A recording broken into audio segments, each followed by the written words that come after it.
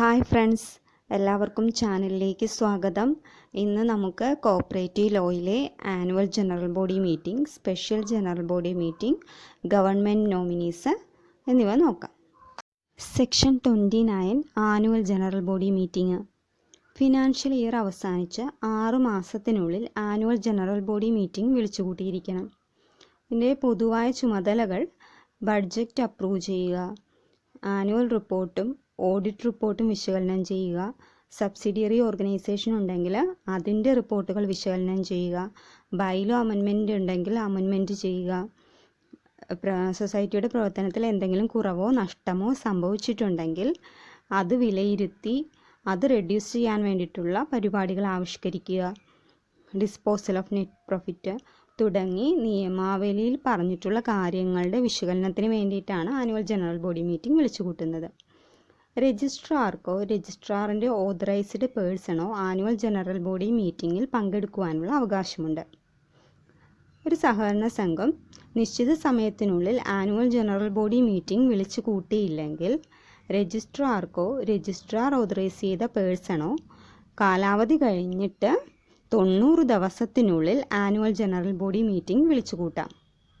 സഹകരണ സംഘം annual general body meeting വിളിച്ചുകൂട്ടാൻ പരാജയപ്പെട്ടതിൽ സഹകരണ സംഘം ഭരണസമിതിക്കാണ് ഉത്തരവാദിത്തമുണ്ടെന്ന് രജിസ്ട്രാർക്ക് ബോധ്യപ്പെടുകയാണെങ്കിൽ ആ നിലവിലുള്ള ഭരണസമിതി അംഗങ്ങളെ പിന്നീടുള്ള തെരഞ്ഞെടുപ്പിൽ ഒരു പ്രാവശ്യത്തേക്ക് മത്സരിക്കുന്നതിന് അയോഗ്യരാക്കാം.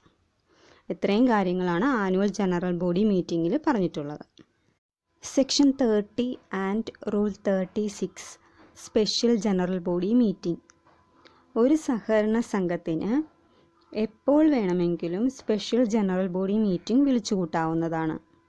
ഇതുകൂടാതെ ഒരു സഹകരണ സംഘം രജിസ്ട്രാർ രേഖാമൂലം ആവശ്യപ്പെട്ടാലോ അല്ലെങ്കിൽ സഹകരണ സംഘത്തിൻ്റെ മെമ്പേഴ്സിൽ 1/5 മെമ്പേഴ്സ് ആവശ്യപ്പെട്ടാലോ സഹകരണ സംഘം ഭരണസമിതിക്ക് സ്പെഷ്യൽ ജനറൽ ബോഡി മീറ്റിംഗ് വിളിച്ചുകൂട്ടാവുന്നതാണ്.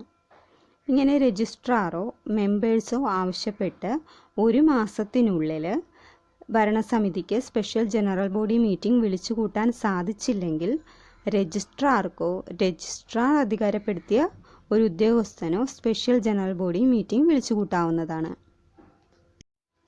Section 31 and rule 37 government nominees on committee of an apex or a central society.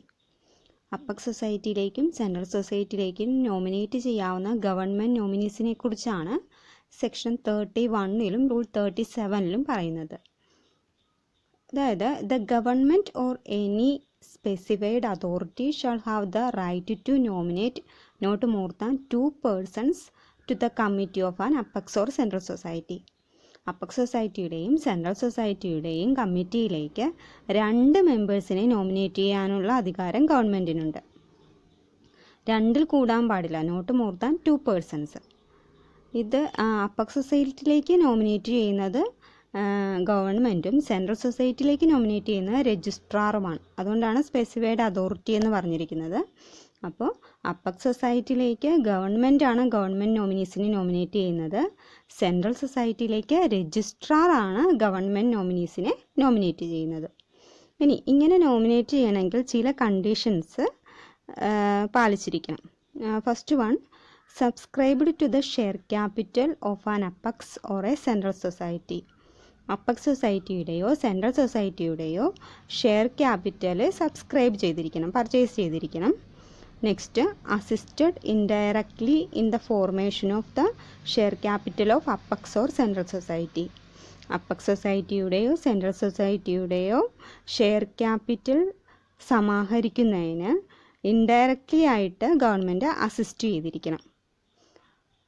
Next, guaranteed the repayment of principal and payment of interest on debentures issued by an apex or central society.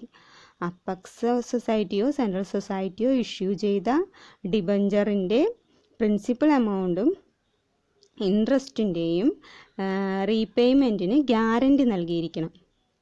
Next, guaranteed the repayment of principal and payment of interest on loans and advances to an apex or a central society.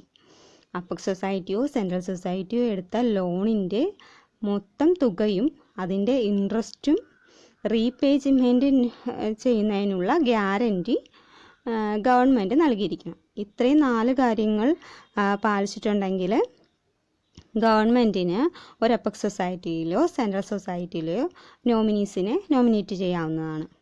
ഇനി ഇങ്ങനെ nominate ചെയ്ത അംഗങ്ങൾക്ക് ചില കാര്യങ്ങൾക്ക് യോഗ്യത ഉണ്ടാവില്ല. അതായത് the person shall not be eligible to hold the office of the president, chairman or vice president, vice chairman.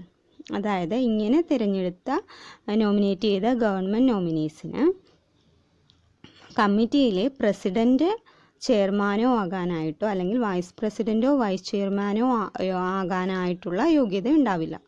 അവർക്ക് പ്രസിഡൻറ്റോ വൈസ് പ്രസിഡൻറ്റോ ആകാൻ സാധിക്കില്ല. അതുപോലെ തന്നെ അങ്ങനെയുള്ള ഗവൺമെൻറ് നോമിനീസ് അവിശ്വാസ പ്രമേയത്തിൻ്റെ പാർട്ടാകാൻ സാധിക്കില്ല.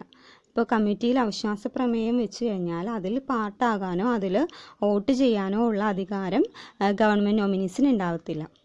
അതുപോലെ തന്നെ അപ്പക്സ് സൊസൈറ്റിയെയോ സെൻട്രൽ സൊസൈറ്റിയോ പ്രതിനിധീകരിച്ചിട്ടുണ്ട് എന്തെങ്കിലും കാര്യങ്ങളിൽ പങ്കെടുക്കുവാനുള്ള അധികാരവും അവകാശവും ഇത്തരത്തിൽ നോമിനേറ്റ് ചെയ്യുന്ന ഗവൺമെൻറ് നോമിനീസിന് ഉണ്ടാകത്തില്ല. അപ്പോൾ ഗവൺമെൻറ്റിനും സ്പെസിഫൈഡ് അതോറിറ്റിക്കോ 2 മെമ്പേഴ്സിനെയാണ് അപ്പക്സ് ഓർ സെൻട്രൽ സൊസൈറ്റിയിലേക്ക് നോമിനേറ്റ് ചെയ്യാനുള്ള അധികാരമുള്ളത്. നോട്ട് മോർ ദാൻ 2 പേഴ്സൺസ്, 2ൽ കൂടുതൽ പാടില്ല. ഓക്കെ.